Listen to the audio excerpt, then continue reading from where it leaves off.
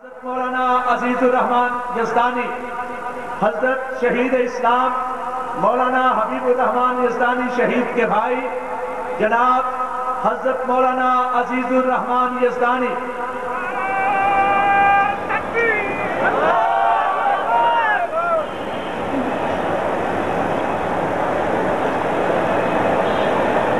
الحمدللہ الذی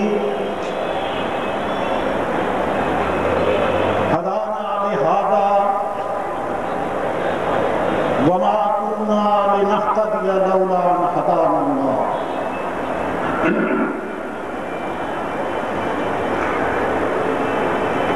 فأعوذ بالله السميع العليم من الشيطان الرجيم بسم الله الرحمن الرحيم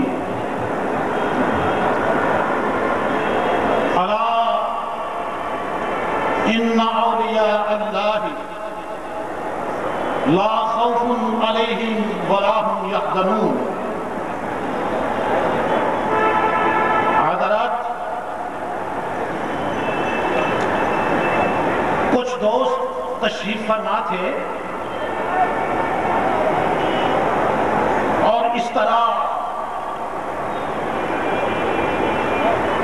اظہار خیال کر رہے تھے کہ اہل حدیثوں میں تو کوئی باکرامت ولی ہوا ہی نہیں۔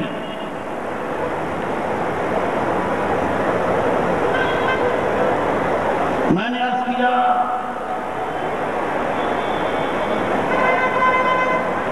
بھائی اپنے منہ سے اپنی تعریف اچھی نہیں ہوتی، وگرنہ حقیقت تو یہ ہے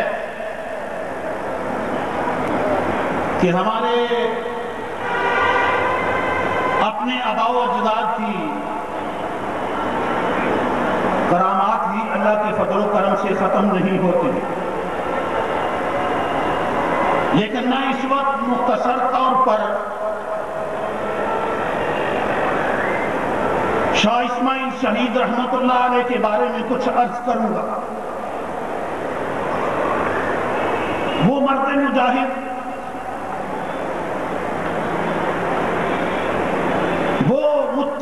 کتاب و سنت، وہ ولی کامل جس نے سب سے پہلے توحید و سنت کا نعرہ اپنے گھر میں لگایا۔ واقعہ یوں ہے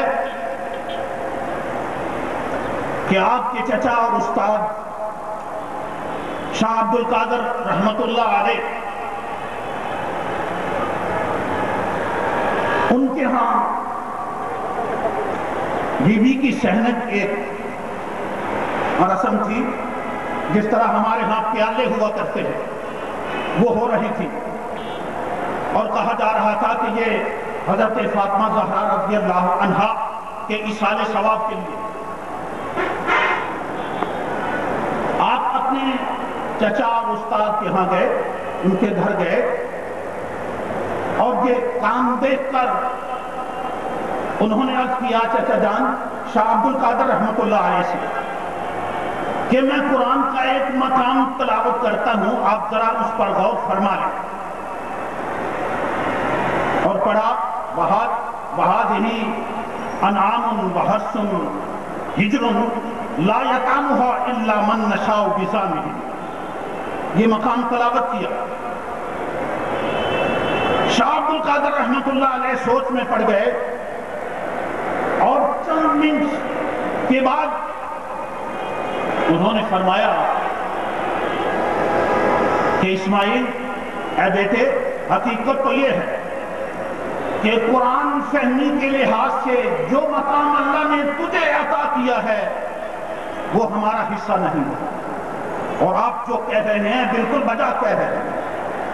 اس اللہ کے ولی نے دہلی کے ایک پل پر عصر کی نماز ادا کر کے قرآن مجید شروع کیا، اور مغرب سے پہلے انہوں نے قرآن مجید ختم کر دیا۔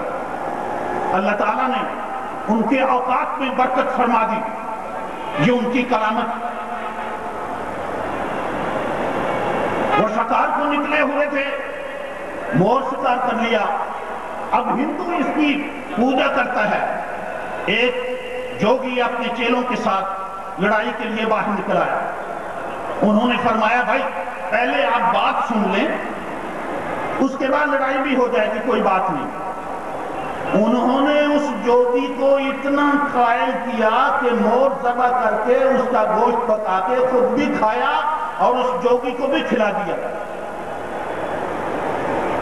اور پھر یہ دیکھیں کہ دہلی میں آپ جا رہے تھے تو کچھ لوگ بیلوں پر, یہ بیل گاڑی جو ہوتی ہے اس دور میں, اس پر مہمان آ رہے تھے بڑے زٹ پٹ لباسوں میں.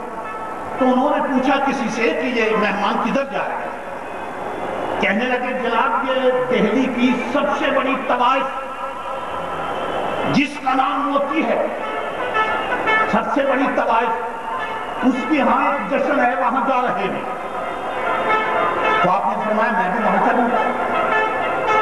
دروازے پر گئے, دربان سے کہا بھائی اندر کہہ دے موتی سے کہ ایک درویش آیا ہے, وہ بھی کوئی تماشا دکھائے.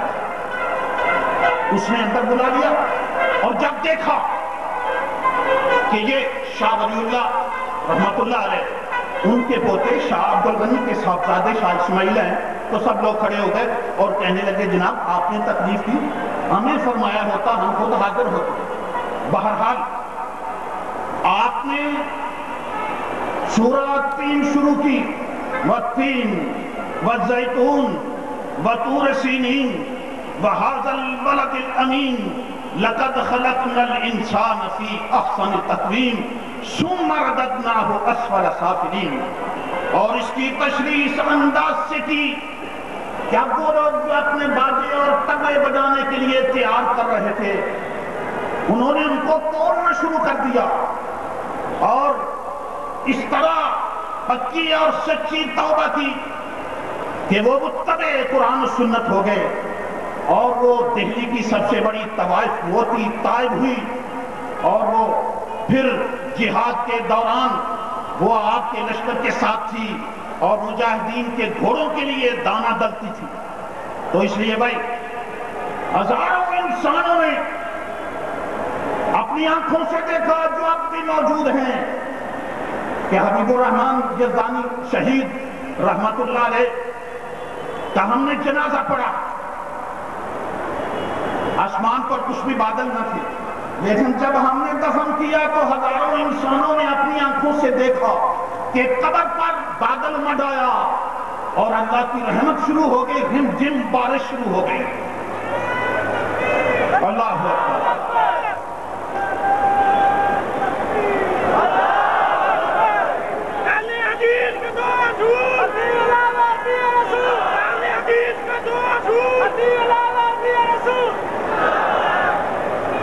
میں اپنے والد گرامی مولانا عبدالحلیم صدیقی رحمت اللہ علیہ جو حدیث میں شیخ الحدیث مولانا نیک محمد کے شاگرد تھے, ان کی کرامت بیان کرتا ہوں کہ کڑکتی ہوئی دھوپ میں جب امسا کی بارش تھا لوگ ان کو دعا کے لیے لے کر باہر نکلے, اور اب بھی ہزاروں لوگ موجود ہیں جنہوں نے بچشم خود یہ منظر دیکھا کہ جب وہ دعا کے لیے نماز استسقاء کے لیے باہر نکلے تھے تو کچھ بھی بادل نہ تھے, لیکن دعا کے بعد بادل امڈ آئے اور اتنی بارش ہوئی کہ سب لوگ بھیگ کر اپنے گھروں میں داخل ہو گئے.